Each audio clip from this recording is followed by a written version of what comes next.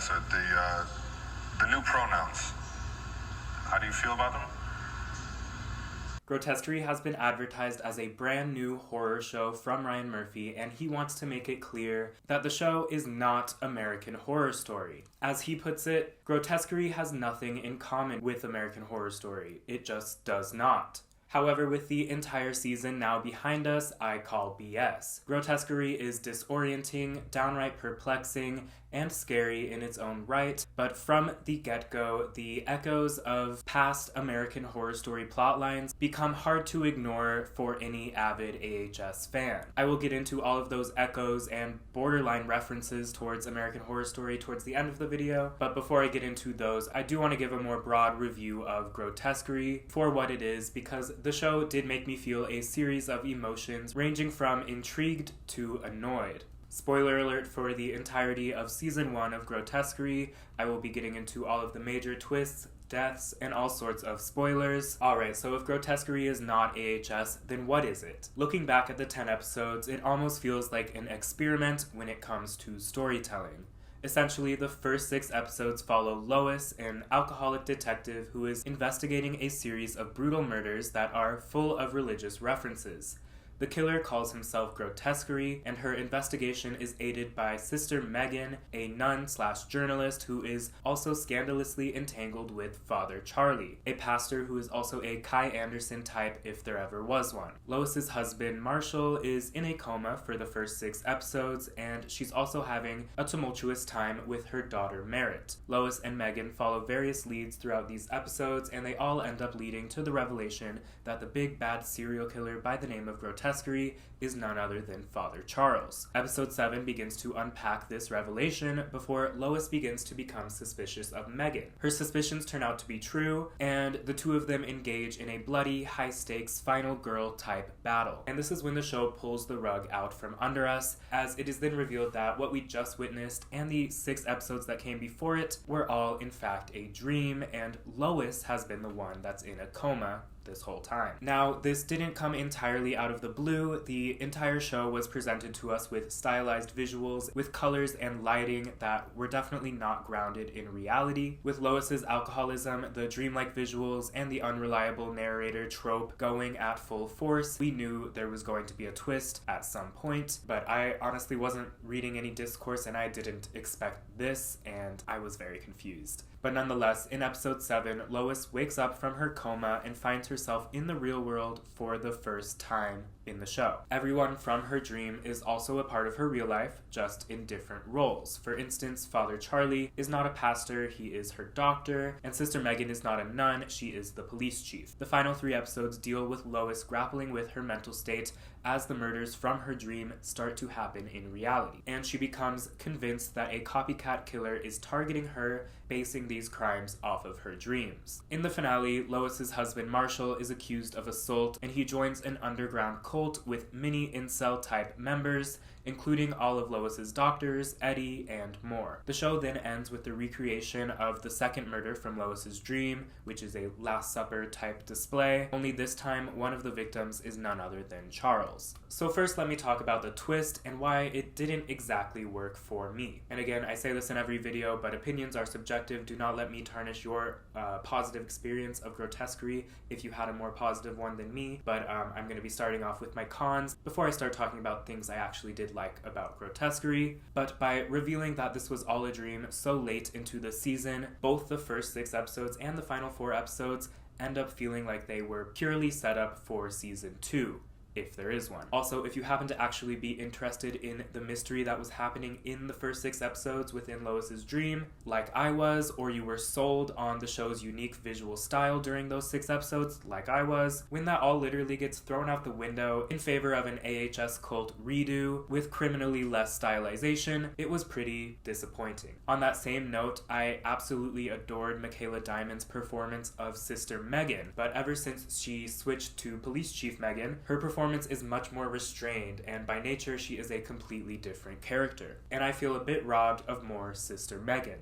And while I do believe that these first 6 episodes must be integral to the broader scope of the series beyond this season, again, it has not been renewed for season 2, but Ryan Murphy says that he envisions this lasting 5 seasons, and there's a 5-season arc with Grotesquerie that he has in his mind, which is really frustrating if it does get canceled. So while those 6 episodes I think will be important in future seasons, it does not do this particular season any justice to just abandon ship with the Catholics just when things got interesting. Frankly, if Grotesquerie ended with episode 7 and then saved episodes 8, 9, and 10 to be the first 3 episodes of season 2, I think that would be more satisfying than leaving us just when things are getting started. And because the new mystery posed in episodes 7 through 10 is these copycat murders, which are near identical replicas of the crimes we already saw in the first 6 episodes, that means it basically feels like the same mystery has just restarted 3/4 of the way through the season, and then the season just ends with the second murder. This is what I mean when I say Grotesquerie feels like an experiment.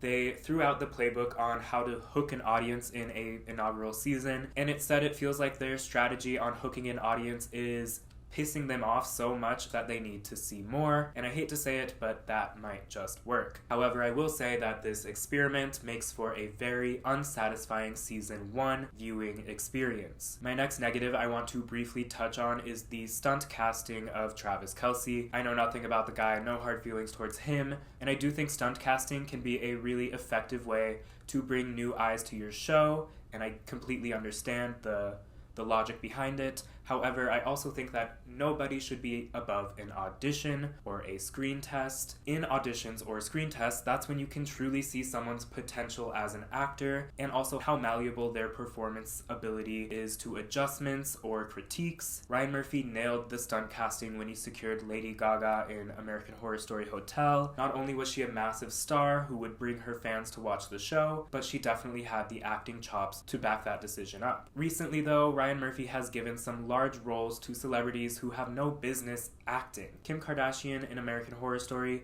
is Exhibit A, and Travis Kelce in Grotesquerie is somehow an even more egregious Exhibit B. Apparently, Travis's involvement in Grotesquerie came about solely because Travis wanted to act, and he wanted to act now. So he had a meeting with Ryan Murphy where Murphy said, "Okay, well, I'll keep you in mind, and maybe we'll come up with something." And Travis said, "No, I want to do it now. I have 3 months now, and I really would love to have anything." And according to Murphy, from that point, he began to tailor the role of Eddie for Travis. All I'm going to say is, if only it were that easy for an actor who is going from audition to audition to get such a big role. And now seeing the end result of Travis in Grotesquerie, I have no doubt that a trained actor would have brought a lot more nuance to the role. That isn't to say that Travis Kelce never has a shot at being an actor. Some of his scenes in the finale, I thought he was actually holding his own, much like how Kim got better as she went on in Delicate. People like Travis or Kim have the potential to be good actors. They literally just have to go about it like how almost every other actor goes about it, by taking the time to study and perfect the craft. So why are we giving these people who just started acting humongous roles before they've even learned the basics? Niecy Nash-Betts just won a goddamn Emmy. Meanwhile, her co-star just started acting about a week ago. Niecy Nash-Betts, Micaela Diamond, Courtney B. Vance, Raven Goodwin, and Leslie Manville have all clearly put in countless amounts of work studying and applying those skills, and it shows 1000% in the show. That makes it even more jarring when one of them is opposite Kelce in a scene, who oftentimes seems like he just stepped out of a Pepsi commercial. And frankly, it feels like a little bit of a slap in the face to all of those immensely talented actors I just named. That being said, let me just sing those actors' praises a little bit more. Courtney B. Vance, Raven Goodwin, and Leslie Manville have all relatively smaller supporting roles throughout the season, but they are easily some of the most interesting characters, and they each bring a lot to the table in those scenes that require them to take their performances to dramatic highs. The leads of the season, though, have to be Niecy Nash-Betts and Micaela Diamond. Starting with Micaela Diamond, this was the first thing I've ever seen her in, and I was absolutely floored by her. She recently gave an interview with TV Line where she said that after she got cast in Grotesquerie, she asked Sarah Paulson what it takes to be successful in a Ryan Murphy project, to which Sarah said, "Play the stakes, play the heightened world that you're in, and don't be scared of that." And I honestly think that is the perfect description of what Micaela Diamond does in Grotesquerie, specifically with the role of Sister Megan. She is without a doubt a standout, and I look forward not only to the potential future of the character of Megan, but also whatever roles Micaela Diamond may achieve in her future. Maybe they should throw her in that season of American Horror Story with Sarah Paulson. But next, let's talk about Niecy Nash-Betts, who is absolutely hypnotizing as Lois. Listen, we are trapped inside a dream with Lois for 6 episodes, and somehow Niecy finds a way to anchor us with her performance, which is both grounded and emotional. Niecy Nash is an amazing comedic actor, we know this, and there are moments here and there where Niecy's signature comedic talent comes out to play, which of course she nails, but in Grotesquerie she is also able to navigate a complex and lengthy monologue with the same intention, precision, and emotional payoff as some of her best comedic moments. While I definitely did not love a lot of the aspects of the show, my faith in Niecy Nash never wavered because she fully disappears into the role of Lois throughout the many drastically different circumstances. So now that I've dissected all of my feelings on the season, let me now circle back to all of the ways that Grotesquerie is absurdly similar to American Horror Story, despite the insistence of Ryan Murphy. Firstly, there's the unreliable cop protagonist with alcoholism. This is the same trope that I would categorize both John Lowe from Hotel and Lee Harris from Roanoke under. They are definitely not the same characters, and I'd even say that Lois is the strongest version of this trope, but nonetheless the similarities speak for themselves. Then there's these Grotesquerie murders. They all are elaborately set up in various religious scenarios, and within the dream they are written with Bible verses and religious messaging. This is incredibly similar to the Ten Commandments killer in Hotel, who also sets up his victims in elaborate poses to communicate a religious message. Then there's this particular murder, which consists of several sex workers who have been dismembered and sewn together as if they shared one body. Visually, this is extremely similar to The Sentinel from AHS NYC, a Frankenstein of many victims with a slightly similar intended message. There's even a conversation in the episode that almost feels like a definite reference to AHS NYC. In the 1980s, I believe, in New York City, there was a medical professional connected with the West Village murders. All the victims were members of the homosexual community. They were viciously tortured. He was a sodomite nurse. Oh, yes.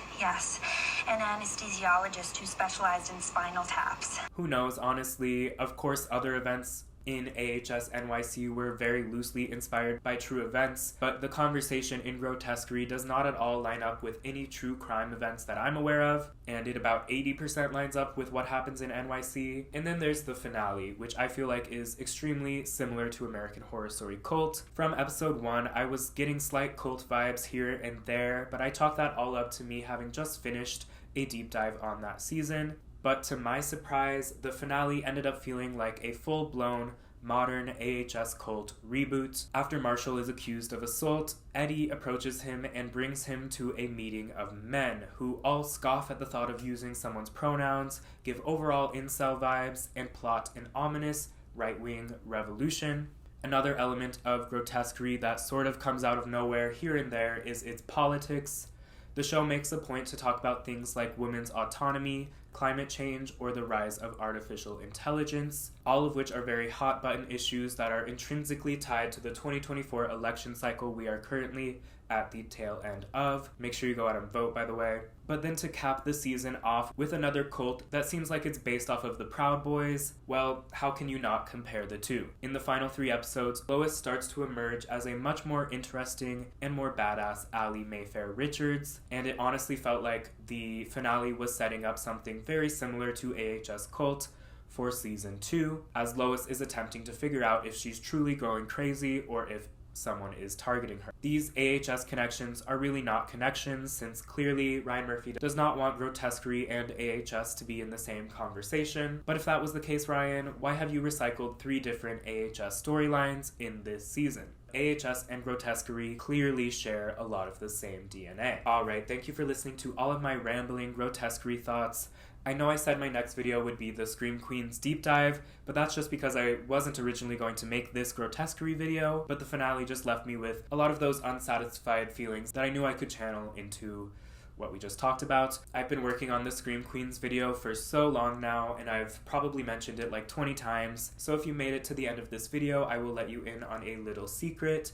The Scream Queens Deep Dive is coming out on November 22nd, 2024, and I mean it this time. This is the thumbnail, and additionally, if you want to become a member or a patron, the first hour or so sneak peek of the deep dive will be available to members and patrons by this Sunday. And with that, I will see you guys on the 22nd.